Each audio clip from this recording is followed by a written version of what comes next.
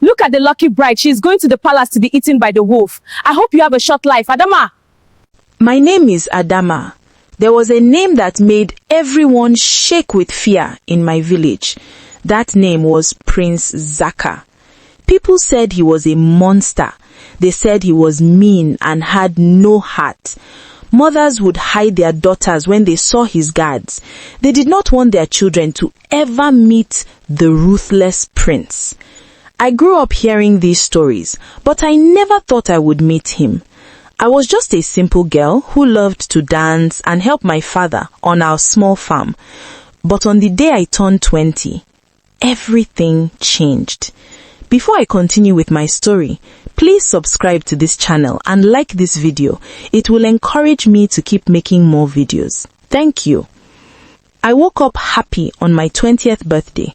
I was just thinking about my birthday when I found my father sitting outside, crying. Adama, he said, his voice shaking, I have bad news.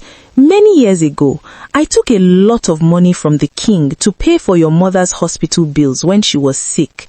But unfortunately, she died, and I have not been able to pay back the money.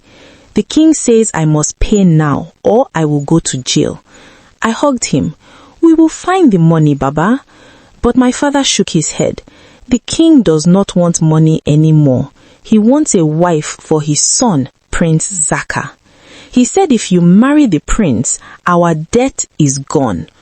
I felt like the ground was opening up to swallow me, and as I looked at my father's tired face, I knew I had to say yes to save him from the king's dark prison. I was so scared. I was being sent to live with a man who everyone hated. I felt like a bird being thrown into a lion's cage. The news went around my village very fast. By the next morning, everyone knew I was going to marry the Ruthless Prince. As I walked to the nearby shop to buy something, I found people pointing at me and laughing. Look at the lucky bride, a girl named Sarah shouted. She used to be my friend. She is going to the palace to be eaten by the wolf. I hope you have a short life, Adama. The other girls laughed. Their parents stood nearby, talking in low voices. Her father sold her. He must not love her at all to give her to that mean prince. Every word they said felt like a stone hitting my heart. I wanted to tell them that I was doing this to save my father, but my throat was too tight. I just walked home with my head down. I realized that the people I grew up with did not care about me. They only wanted to watch a sad show. I spent the night crying in my room. I packed my small bag. I was leaving the only home I knew to go to a place of shadows. The next day, Prince Zaka came to the edge of the village with his convoys to take me to the palace. I wore a simple dress. My father held my hand as we walked to the convoy. The whole village came out to watch. Some people were still laughing. Others were making jokes about how long I would last before I ran away. Then the door of one of the SUVs opened. A tall man stepped out. He was wearing dark clothes and royal beads. His face was very stern and his eyes were sharp. This was Prince Zaka. Everyone went silent. The air felt cold just because he was standing there. He did not look at the people. He did not say a word to my father. He just looked at me. I was shaking so much I thought I would fall over. He held out his hand. His hand was big and strong. With a deep breath, I took his hand. It was not cold like I thought it would be. It was warm. He helped me into the car and sat across from me. As the car started to move, I looked out the window. I saw the village getting smaller and smaller. I felt so alone. The palace was very big. It had high walls and many rooms. It was beautiful, but it felt like a graveyard. When we arrived, the prince led me to a large room. It had a soft bed and was very beautiful. "This is your room," he said. His voice was deep, like the sound of a big drum. I stayed inside the room. I was so afraid he was going to scream at me or hurt me. Every time he moved, I jumped. I was waiting for the mean man the stories talked about. The prince saw me jumping. He stopped and asked me, "Why are you so afraid, Adama?" I whispered, "Everyone says you are ruthless. They say you are a monster." He looked sad for a moment, but then his face became hard again. "I do not bite," he said quietly. "You are safe here. No one will hurt you. Go to sleep." He did not come near me. He sat on a chair in the room and lay there all night while I lay on the bed. I did not sleep much. I kept watching him, but he just lay there, sleeping peacefully. The next few days were hard. The prince was busy with the king, so I was alone with the palace maids. I thought they would be nice to me, but they were worse than the girls in the village. A maid named Mia was the leader. She would bring me small food and forget to bring me water. When I walked past them, they would whisper and giggle. She thinks she's a princess, but she's just a farm girl. The prince only took her to pay a debt. Soon he will throw her out and she will have nothing. I went to my room and cried. I felt like I did not belong anywhere. The village hated me and the palace did not want me. I felt like a piece of trash that was moved from one house to another. I tried to stay out of everyone's way. I spent my time in the gardens talking to the birds and the flowers. They were the only ones who were kind to me.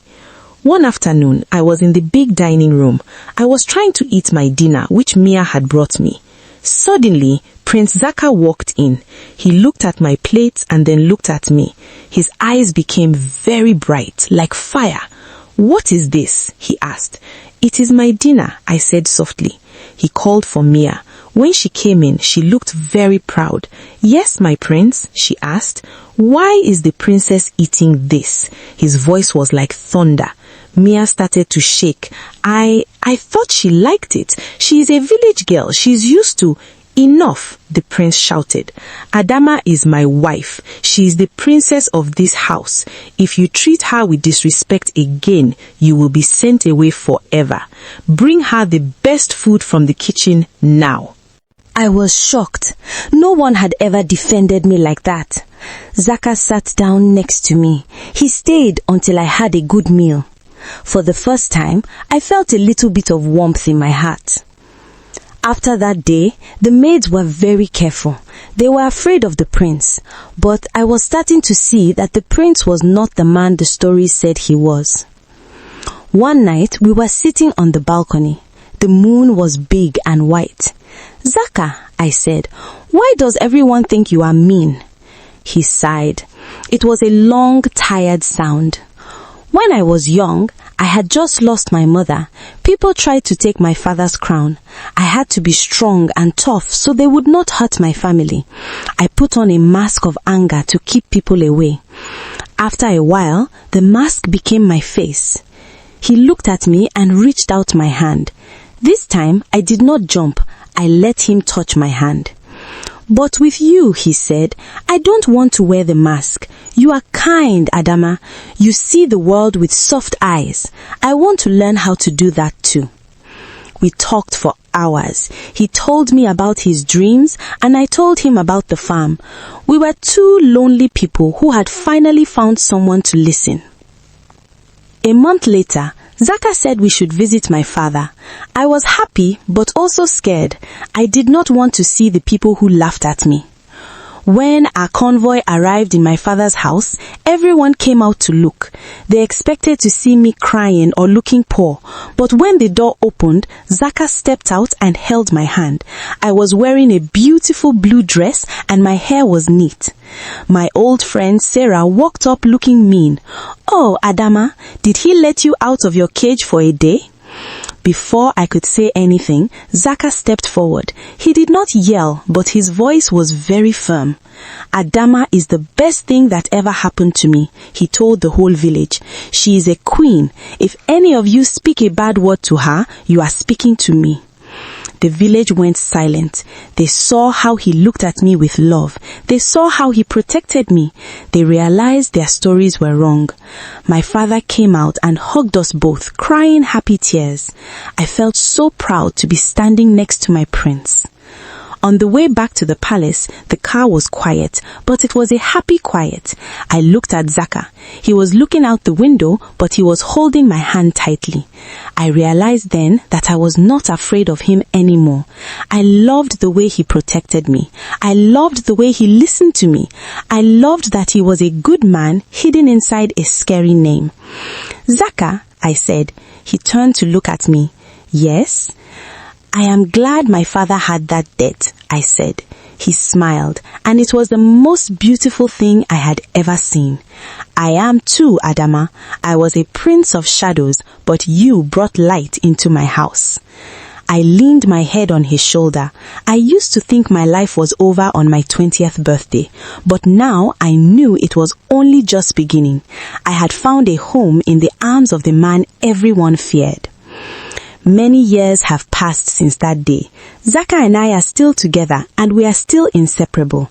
We have children now, and they play in the gardens where I used to hide. The people in the village don't call him the Ruthless Prince anymore. They call him the Wise King, and they call me the Golden Queen.